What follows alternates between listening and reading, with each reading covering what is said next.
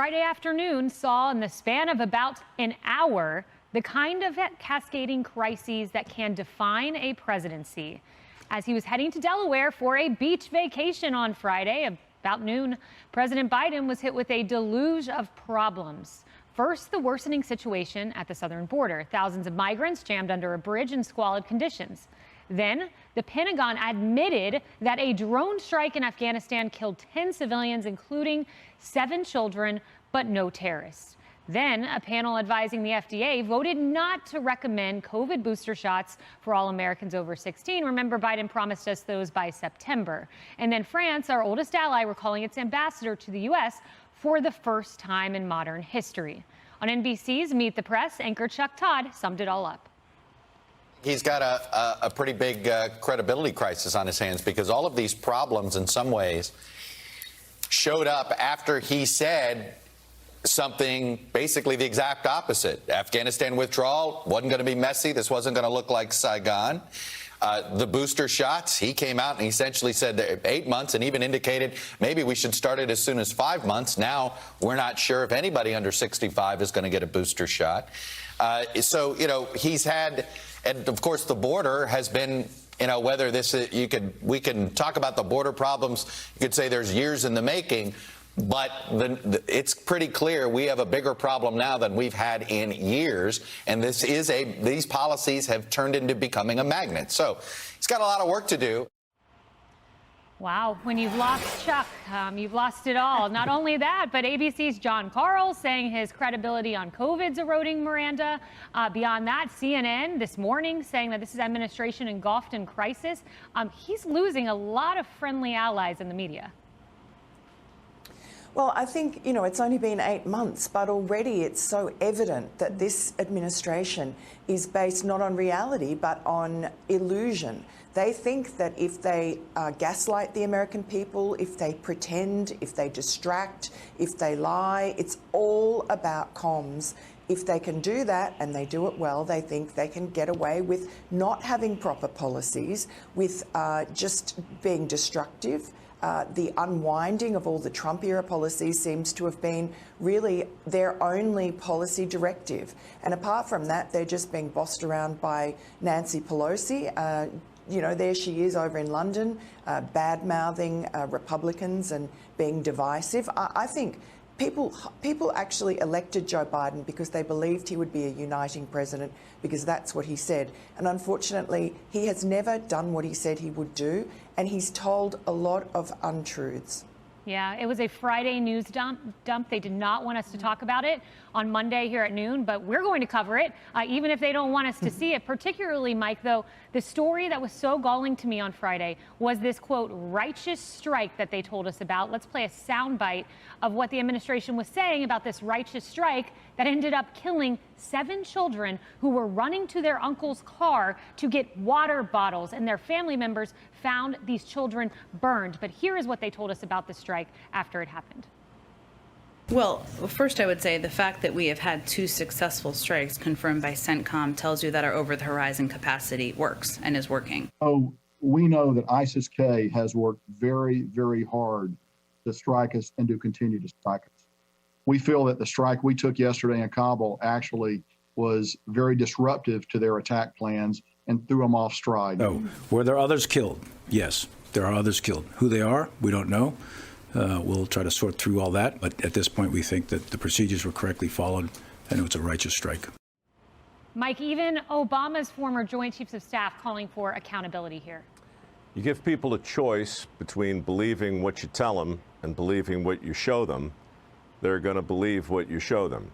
That's been the theme of this whole show so far, whether it's the images at the border or the images in Afghanistan, those early images of the plane taking off and people falling while we're being told it's actually a fairly orderly. But it's that cognitive dissonance that the country's constantly being asked to square, and it's making us nuts.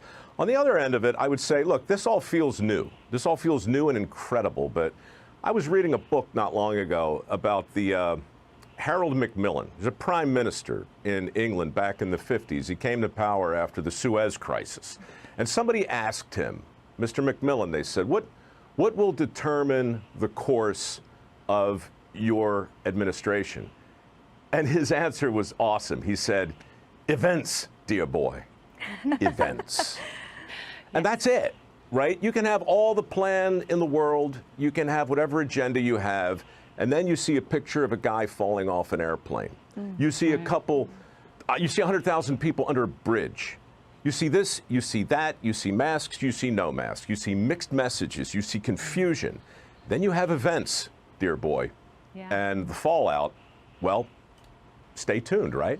We'll see. Yeah, one such event that happened yesterday hasn't gotten a lot of coverage. There's been a lot of news, Harris, but there was the, quote, moderate Taliban. I don't think that exists, but the one that the Biden, business-like one? Yeah, that Biden was talking with. Yeah, there was a physical assault by the more brutal one, the one who's a U.S. designated terrorist, Haqqani, who beat the man, and then the moderate Taliban, who Biden was relying on, fled the country. All of this while Biden's riding his bicycle on his beachside vacation. He just got back, by the way, about 30 minutes ago to the White House. So it is interesting, and we don't have any indication that he'll talk to the media before his secretary, who's landing in Del Rio, Texas, right about now, Mayorkas, gets a chance to talk to America. I don't think the president's going to go before that. Who knows what Mayorkas will hear from those reporters? We can hold out hope they'll ask questions.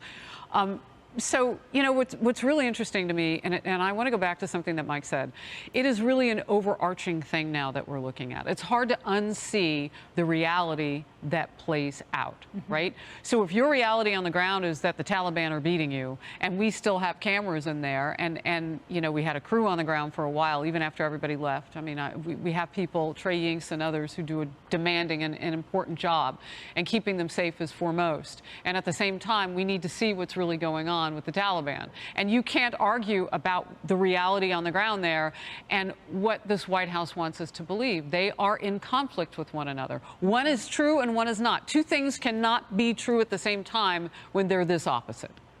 So we're not asking you to believe that corn blue and purple might be close together on the color hue. We're asking you to believe that they're killing folk like they always did, being the Taliban, and know there are our partners now. Our new foreign policy, our new policy, according to Jen Psaki a week ago, Kayleigh, was, well, we do deal with terrorists if it's in our best interest. And you and I looked at each other when she said that on campus and said, wait, is that a new, on camera rather, is that a new policy? We're asked to believe in what is a lie over the truth. And I agree with you, Micro. I don't think people are going to do that. They don't. And the great uniter-in-chief, you brought the receipts, Emily. They're not believing what they're being told. Right. And I think that the cartilage around the events, dear boy, would be leadership.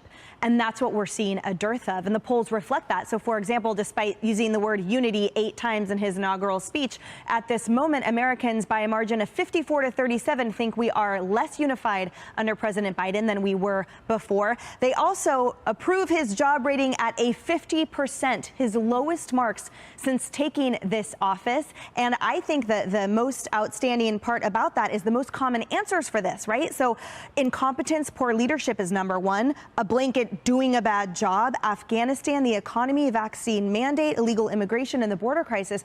These are issues that Mike enunciated there, and that these are exactly the reasons why Americans have lost faith, why they do not see a leader. And final point, 51% think he cares about people like you. That has plummeted and especially represents a 15% decrease of independence. People see through the sham. They were told something in his inaugural speech, and now there's a dearth of leadership in combination with those events and his absolute missing in inaction.